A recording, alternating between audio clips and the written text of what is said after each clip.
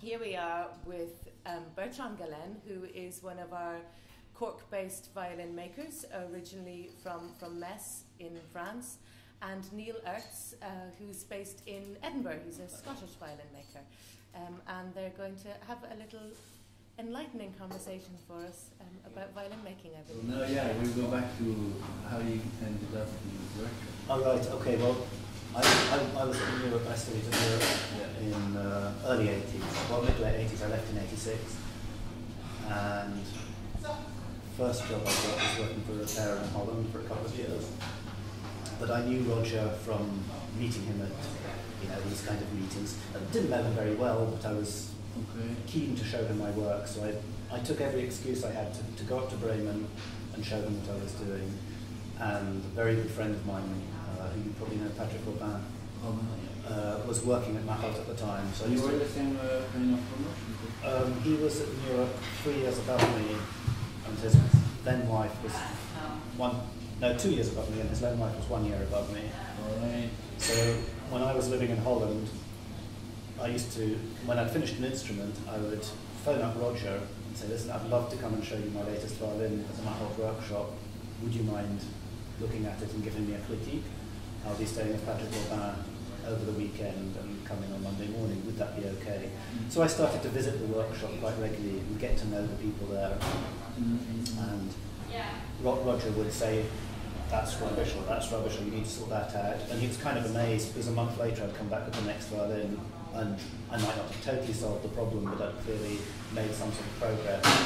So he started to take a bit of interest in what I was doing, because I was very ambitious and worked very hard, and seemed to be. And my boss in Holland was a very clever, enlightened man. He said, you've probably learned all you can here, you should be looking for a job in a good workshop. And he gave me a list of workshops, and I said, well, I want to try it for Mahout, because I know guys there and I really like what I see. And he said, yeah, fantastic. And I went up to Mahout and was offered a job. So I ended up working at Mahout in 1988. Yeah, that was my second job, and I was suddenly in heaven. I was surrounded in this wonderful workshop by really good repairers, and that was the height of the Mahout time before things went wrong. Yeah. And we had some of the best instruments in the world on our benches regularly. I got to work on Strads and Veneries, and I was in heaven. It was a great, great place. At that time, Roger left Mahout and set up on his own, and he was already aware that Mahout was going wrong and didn't want anything to do with it. And the business was a bit of a mess. Should we say or something? And, do you want me to take it no, don't worry. No, don't worry. And he wanted to be, he wanted to be his own man and get on with his making, which he was really getting good at. He was specialising in making beautiful copies. And we were actually not supposed to have contact with him, but I started working weekends with Roger. Okay. I made a couple of projects with him, built instruments, and I did outwork for him, made parts for him. Spent a lot of time in his company's workshop and really enjoyed it. And after about 3.5 years in Mahout, almost 4 years, I felt also for my own good, it was time to move on. Yeah. And I went to work in France with a Finnish guy that used to work in France, Ertz. He's now he's now in Helsinki, but he had been with Vatlo. He had been working for Vatlo.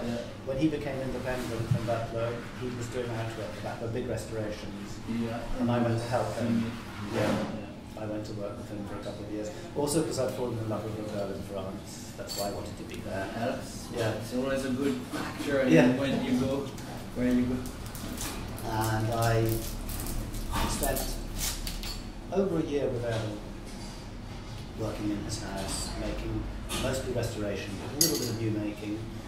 And then I decided I wanted to be nearer where my girlfriend was, so I went to live in Lyon, where she was working in the Not the worst place. Sorry? Not the worst place for my making. I wanted to work for, I was offered a job at Schmidt, but he didn't want to pay me, he just wanted me to work with him. he was a great guy, but that didn't suit me. So I ended up working for a slightly crazy guy, Dominic Camar. And I worked there for a good year, but I didn't like it actually. We quarrelled, and I quarrelled with my girlfriend, and everything went wrong. And I decided I was going to open my own workshop in Edinburgh.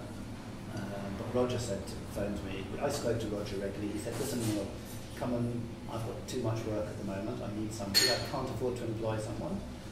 But come and work with me for a month or two, and you can live in a house and you can sort your life out. And everything's a bit of a mess for you."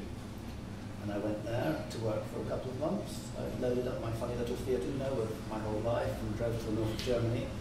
And I stayed for over 4 years. Wow. And became business partner with Roger. Partner? Well, in theory I was. Financially I probably wasn't, but he claimed I was. And I worked there, and this was the time that the Guarneri exhibition was being put together. And that was an amazing time, because quite a lot of those instruments came into the workshop for us to do the drawings, so I saw a lot of those instruments firsthand. And I helped Roger, I was his assistant doing those. Well, that's the book he published later on. Yeah, from the New York exhibition. So it was from that exhibition? Yeah. Alright. And all these beautiful ideas that Roger and John Dilworth were coming up with about the construction system and all the analysis was all happening at that time. I was just so lucky to be once again in the right place at the right time. And which year was that? That would have been in the early 90s, I went to work with Roger. Was it Galen or was it 92 or 93, I think I went to work with Roger. And I can't remember the exact dates, but that's when I finished school. Yeah. And yeah, we were doing new making, lots and lots of new making, but because Roger's quite a good expert and didn't do any dealing, we used to have an incredible amount of players and dealers coming to the workshop with instruments for unbiased expertise or wanting us to look at things just to get a second opinion. And it was just a really, really exciting place to be, because we were doing new making, we were producing maybe 15 copies a year. But on top of that, we regularly had Strads, Dejesus, really, really stuff that I would have never had the chance to see anywhere else come through the workshop. Very cool. Was doing his articles, and he was also had plans for a couple of books.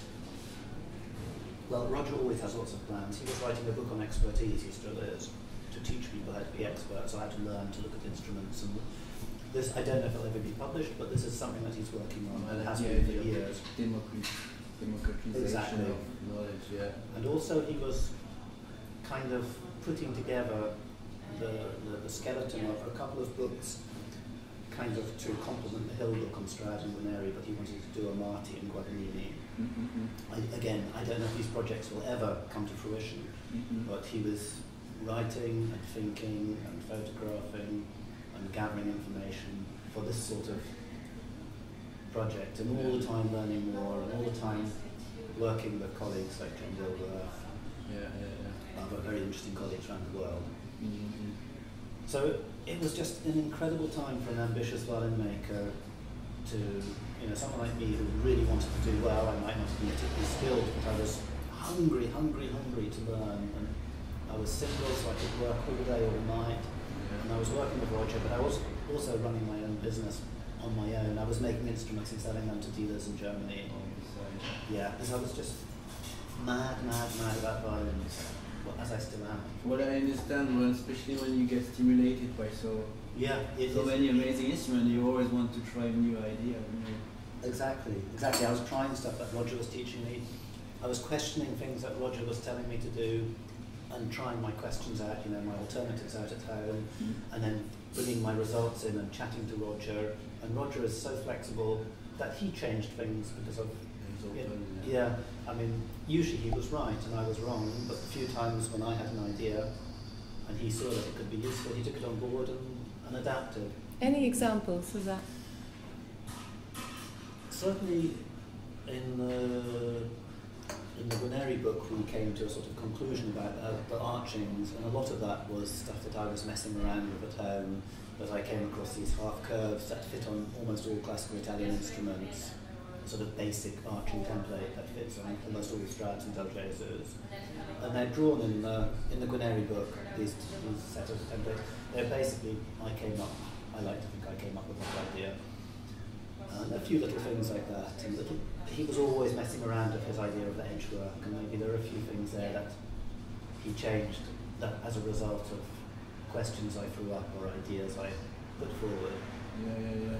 I'm not claiming I taught Roger Hargrave what he knows, but I like to think that the interaction was stimulating for him, and some of my ideas were taken on board and developed. So, and the amazing thing was for all this work was culminated in this fantastic exhibition in New York in the Metropolitan in 1986, was it? 96, I think. Yes. Which this 2-volume book came out as a great Canary Biddulph book. And I went to New York for 2 weeks and was assistant to Roger and to Stuart Pollins, who was photographing. So I was the guy that got to go, and he would say, could you go and get the Kachansky out the case and put it on the stand? Okay, could you move that? And what a job, eh? Yeah. And on top of that, while I was out there, I met a beautiful girl in a cafe in the Guggenheim Museum, and she's now my wife. I met her and gave her my address, pestered her with postcards. We ended up getting married within a year. So, Great. Yeah. So it was an amazing time, and I went back to Germany after the exhibition and carried on working with Roger, and I got this girl that I met to come and move in with me. And in Germany we got married, and we already started planning what we were going to do, because it was a bit tough for a Mexican living in the north of Germany. So about a year after that, we moved to Cambridge in England to set up my business as a new maker. And then Roger got someone else to work with him. I think he was Andrew Finnegan, I think, went to work with him afterwards. But I continued to have an awful lot of contact with Roger. I still, to this day, speak to him at least once a week on the phone. Twice a week? Once a week, yeah. Wow. And I visit him, and he visits me. Just a few months ago, he came over for his 65th birthday, spent a long weekend in Edinburgh with us, and his wife. So we have very close contact, and we're still, I still go to him and ask for critiques, and he still helps me. Yeah, that's one thing I always kind of like to remember, or to actually tell people. It's just the way. I don't know exactly when it started, but I'd say around the 80s, where the whole mentality of violin making changed, whereas before it was about, especially in France, Mercourt, the whole way was to keep what you knew for only teaching your apprentice, and then the knowledge was quite limited, and suddenly there was an explosion of information through that magazine. Yeah, well, Roger and John Dewar, I think Roger probably, actually the first Strad poster was made by a guy called Daniel Draley. But Roger, and he made a poster of, I think, Mackenzie Stradivari or something. But Roger saw a fantastic opportunity in that to spread knowledge and also increase his own profile. He's not daft, he did it also to help promote himself. But I think there's a huge history in our business of knowledge is power. And if you know how to recognize the difference between a Marti and a Ruggieri, it's in your interest not to tell anybody, traditionally, because you could pick one up in the auction nice and cheap and sell it nice and expensive. So there has been a huge amount of secrecy between the elite dealers that they didn't want anyone else to know about. And Roger turned it on his head. And I think Roger was Sacconi as well. I have to say Sacconi before Roger, his book The Secrets of Stradivari. But that was after he retired.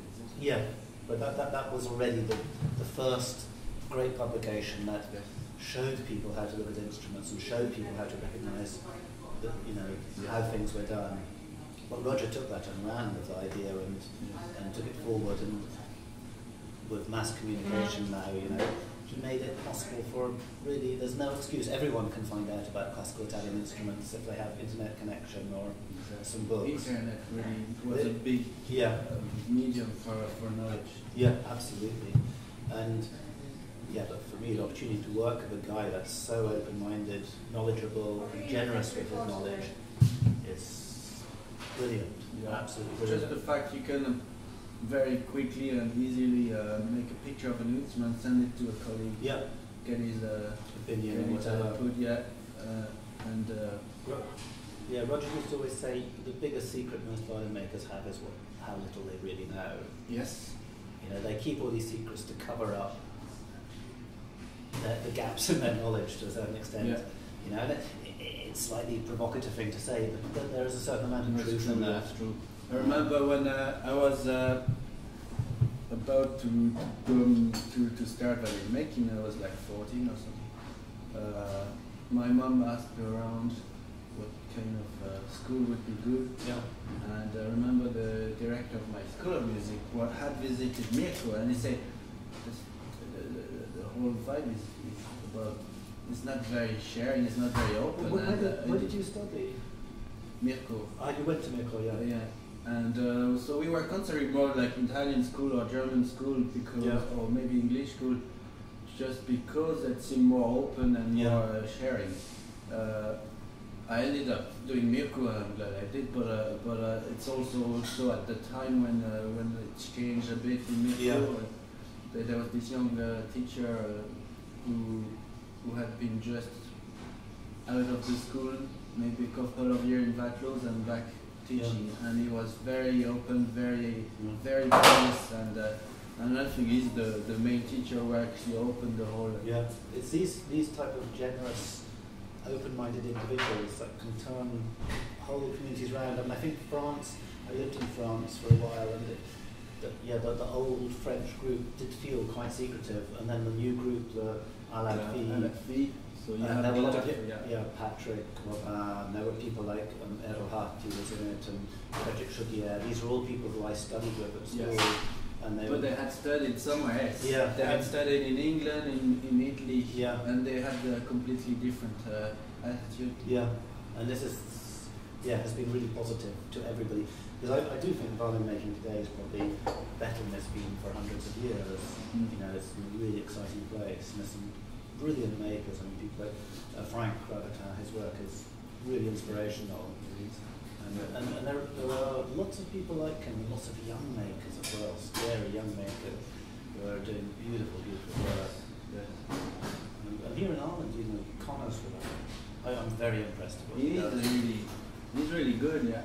And well, bow making. And he's very open as well to share. With Noel. This whole school of bow making around the world, really. So many people get to study with Noel. You look at all the prize winners in all good competitions.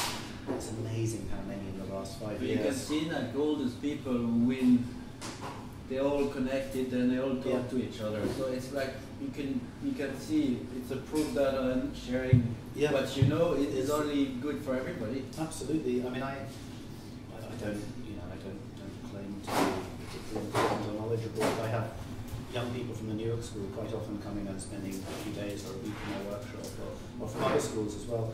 I learned so much from that. I really see it as a very positive thing to do. Because even people coming to visit the workshop, knowing nothing about making, they ask you really genuine questions. Why this, why that? And it makes you have to think from a new angle. And you have to actually find a way to actually make sense of your answer. That they can understand. That actually makes you think, I never thought of that. And so any kind of question is always interesting. Even for more knowledgeable people. Yeah, absolutely. So long way to continue. Yes. Well, I hope you think it's kind of interesting time for you to be in Coventry. Oh, it's fantastic. I mean, I'm very, very flattered to have been asked along, and I'm loving it. And I'm probably not taking it seriously enough. I'm just having a nice time and enjoying it. I think that's the whole spirit of the festival. I mean, I have to say I've done quite a few of these exhibitions. I exhibit a lot in the United Kingdom, down in England. and even in Scotland we have a few exhibitions, and what I like here is everyone's in it together. Very often you go to an exhibition and a musician comes in, and then it's like vultures crowding around, all wanting to make their sale and kind of like this in front of the other one. And I don't feel that very strong here at all. And I think it's all down to trusting each other and knowing each other. And it came slowly but surely. I think there was a bit of that in the first few years. There was a bit of tension that way, because not everybody was in the same had the same idea of what they expected from exhibitors. The danger always is you go to an exhibition, you've got some instruments and you want to sell them to make it worthwhile. Have you taken that time out of workshop and paid for your travel and accommodation and beer money or whatever? But that happens more if you have to invest at a huge amount. And it hasn't. It's not a super expensive thing to come here compared to some exhibitions I've been to. Yes. So it's very enjoyable and lovely to see other people's work. And the whole spirit again of the festival make it easier to soloists and musicians to come there and interact again. And like it's not necessarily their own benefit to try every instrument when they have a Strad in their hands, but it's good for them to actually see where is how much better that is, and how good our makers, how bad they are, and how the modern instrument compare to each other and to all the instruments. And bow, I'm sure I have to say a lot of musicians are more interested in bow. Well, because it's always something you can add to your collection. Yes, exactly. Very often you'll have a musician with a great classical Italian instrument in their case, and a nice I don't know, picat or something, but they always need a spare bow, and another work or a Gary Lee or a Rudiger is going to match beautifully, and you'll often find that actually they end up using that more than their old French bow, because partly the danger of flinging a picat about at a concert. And partly because these modern bows work equally well, in my opinion.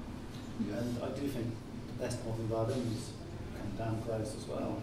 Sure, I'm sure. It's the only big difference. A bow is immediately at its peak, I would say. Yes. I would say, I'm not sure, but there doesn't appear to be this playing in process. Investment and time. But there are a lot of good modern players now playing on modern contemporary players playing on modern instruments. And actually, some people have a great old instrument and they need another one for more adventurous music, like absolutely.